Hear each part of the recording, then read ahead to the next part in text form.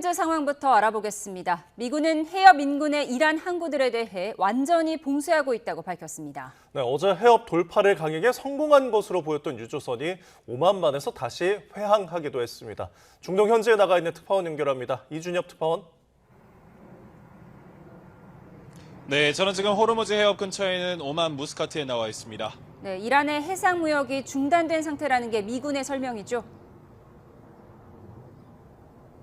네, 미군 중부 사령관인 브래드 쿠퍼는 성명을 내고 미군이 중동의 해상 패권을 유지하고 있고 이란 항구에 대한 봉쇄가 완전히 이행됐다고 전했습니다. 이란 경제 90%가 해상 무역에 의존하고 있는데 봉쇄 36시간도 되지 않아 이란으로 가거나 이란에서 나오는 해상 경제 무역이 완전히 중단됐다고 덧붙였습니다. 미군은 10,000명 이상의 해군, 공군, 해병대 병사와 12척 이상 전함, 100대 이상 항공기가 선박 봉쇄를 수행하고 있다고 설명했습니다. 또 봉쇄는 아라비아만과 오만만에 위치한 모든 이란 항구나 해안 지역으로 들어오거나 나가는 모든 국가 선박에 공평하게 집행되고 있다고 강조했습니다. 그러면서 호르무즈 해협을 통과해 비이란 항구로 향하는 선박의 항행의 자유는 지원한다고 밝혔습니다. 미군은 USS 트리폴리 상륙 감습함과 USS 에이브러햄 링컨 항공모함 유도 미사일 구축함의 작전 모습도 잇따라 공개하며 투입 전력을 과시했습니다. 네, 실제로 미군의 제지로 회항하는 경우가 속속 확인되고 있죠. 네, 미군은 6척의 상선이 미국의 지시에 따라 오만만의 이란 항구로 되돌아갔다고 설명했는데요.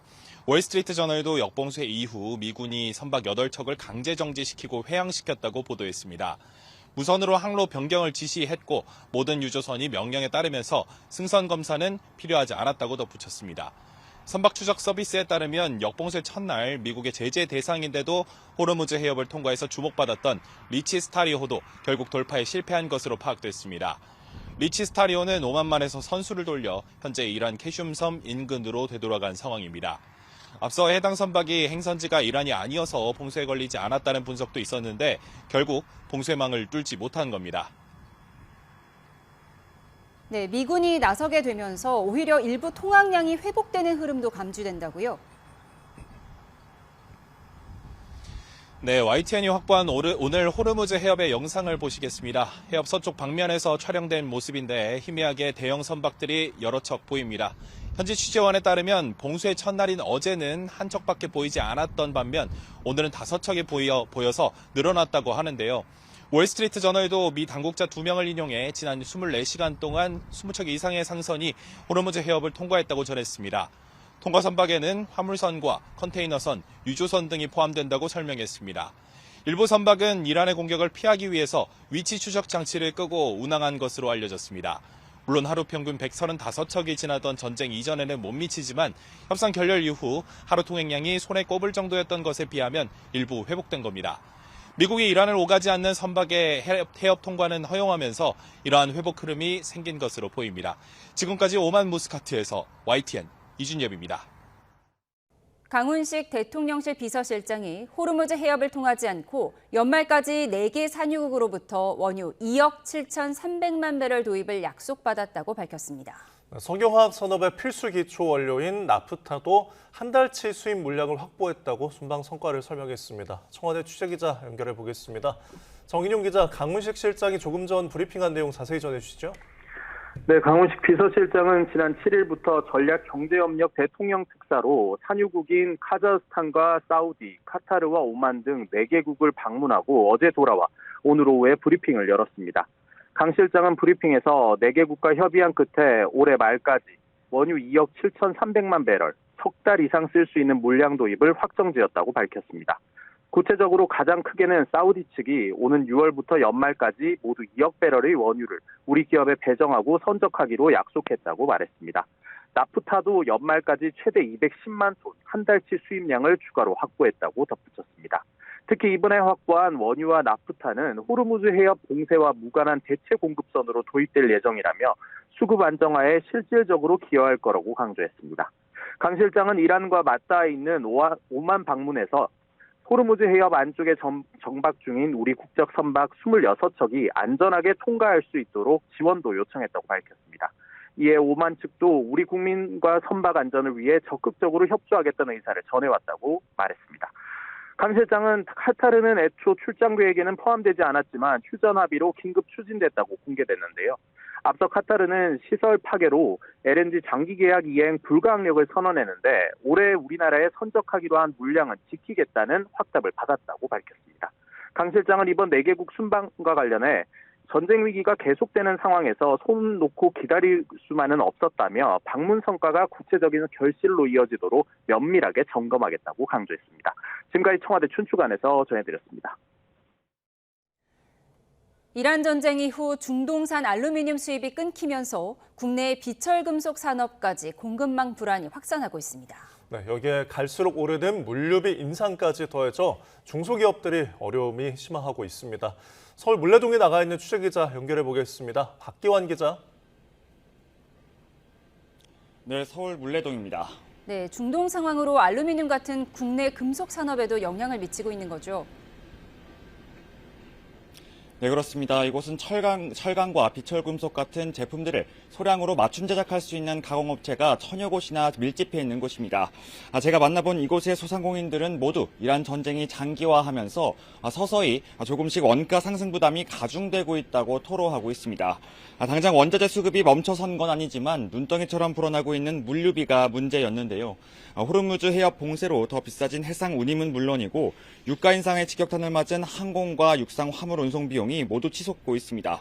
특히 알루미늄 같은 경우에는 중동 재련 시설에서 상당한 양이 수입되고 있었는데 당장 수입 물량 자체가 줄어들면서 원가 인상 부담이 더 커졌습니다. 이야기 직접 들어보시겠습니다.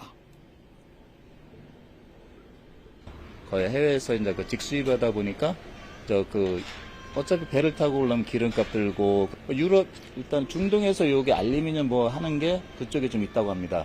그러다 그 파장이 커가지고 한 20% 정도 올라가고 그리고 이게 끝이 아니고 계속 올라간다는 게 문제가 되는 거죠. 무역협회의 지난해 수입 통계를 보면 아랍에미리트와 카타르 등 중동 4개 국가에서 수입한 알루미늄은 모두 전체 수입액의 16%가 넘었습니다. 문제는 이란이 주변 국가들의 알루미늄 재련 시설을 집중 타격하고 있다는 건데요. 백길이 막힌 데다 향후 다시 물량을 수입할 수 있을지도 미지수라서 국내 공급 차질이 현실화하고 있습니다.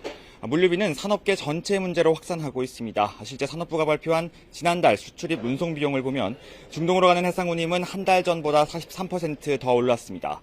이어 미국 서부행은 24%, 유럽행은 6% 오르는 등 전반적인 해상 수출 운임 가격도 치솟았습니다. 항공 운송 비용도 미국이 50.4%로 가장 많이 올랐고 중동도 18.3%나 상승했습니다. 물류비 인상 여파가 확산하면서 대부분 원자재를 모두 해외 수입에 의존할 수밖에 없는 우리 산업계의 긴장감도 더 고조되고 있습니다. 네, 이번엔 정부의 대응 상황도 짚어보겠습니다. 공급망 통제와 직접 지원이 동시에 진행된다고요? 네, 그렇습니다. 우선 정부는 오늘 0시부터 강력한 공급망 조정 제도를 시행하고 있습니다. 산업통상부는 조선소에서 선박에 강제를 자를 때 사용되는 에틸렌 등 7개 기초 석유화학 제품의 매돈 매석을 금지한다고 고시했습니다. 앞으로 정당한 사유 없이 재고량을 지난해 대비해서 80% 초과에 보유할 수 없도록 한 건데요. 이를 어길 경우 3년 이하의 징역이나 1억 원 이하의 벌금에 처해질 수 있습니다. 추경에 포함된 예산도 본격 산업 현장에 투입됩니다. 이란 전쟁으로 수출길이 막혔거나 대금을 받지 못한 중소기업을 우선으로 모두 2,300개 기업에 800억 원이 수혈됩니다. 여기에 물류비 지원 바우처에 사용될 500억 원까지 모두 합쳐 1,300억 원 규모의 수출 바우처 사업이 본격 추진되기 시작했습니다. 정부는 기존에 석 달이나 걸리던 절차를 한 달로 단축하는 패스트 트랙도 도입해 기업들에게 직접적인 숨통을 틔워준다는 계획입니다. 지금까지 서울 물레동에서 YTN 박견입니다. 미국과 이란과의 종전 협상 재개 가능성에 상승세로 거래를 시작한 우리 코스피가 6천선에서 거래를 마쳤습니다. 네, 원달러 환율은 1,474원으로 주간 거래를 마쳤습니다. 취재기자 연결해 자세히 알아보겠습니다. 윤태인 기자. 네, 한국거래소입니다. 네, 코스피가 오늘 상승세로 장을 마감했죠. 네, 미국과 이란이 협상을 재개할 수 있다는 기대감에 오늘 코스피는 2.07% 상승한 6,091로 거래를 마쳤습니다. 코스피 종가가 6,000을 넘긴 것은 이란 전쟁 발발 직후로는 오늘이 처음입니다. 앞서 코스피는 오늘 개장과 동시에 2.91% 오른 6,141로 출발했습니다. 지난 2월 25일 장중 처음으로 6,100을 넘은 이후 다시 6,100선으로 올라간 건데 장중 6,200에 가까운 6,183까지 올랐다가 상승폭을 좁혀서 6,000선에서 장을 종료했습니다. 코스피 대장주인 삼성전자는 2% 넘게 오른 21만 원 선에서 거래를 마쳤고 SK 하이닉스는 3% 가까이 올라 113만 6천 원을 기록했습니다. 코스피는 기관과 외국인의 쌍끌이 매수를 하며 지수를 견인했습니다. 코스닥은 오늘 1.67% 오른 1140으로 출발했고 상승폭을 확대하며 2.72% 오른 1152로 거래를 마쳤습니다. 코스피와 마찬가지로 코스닥은 외국인과 기관이 순매수하며 지수를 견인했습니다. 네, 원달러 환율은 어제보다 하락했죠. 네, 오늘 오후 3시 반을 기준으로 서울 외환시장에서 원달러 환율은 어제 같은 시간과 비교했을 때 7원 하락한 1,474원에 거래됐습니다. 앞서 1,471원에서 거래를 시작한 환율은 주간 거래 내내 1,470원대 초중반에 머물렀습니다. 미국과 이란 협상단이 다시 만날 것이라는 기대에 국제 유가가 하락세를 보이며 환율이 안정된 것으로 보입니다. 5월분 서부 텍사스산 원유 선물 가격은 대폭 하락해 배럴당 90달러 선에서 거래되고 있습니다. 글로벌 달러의 약세도 이어지고 있습니다.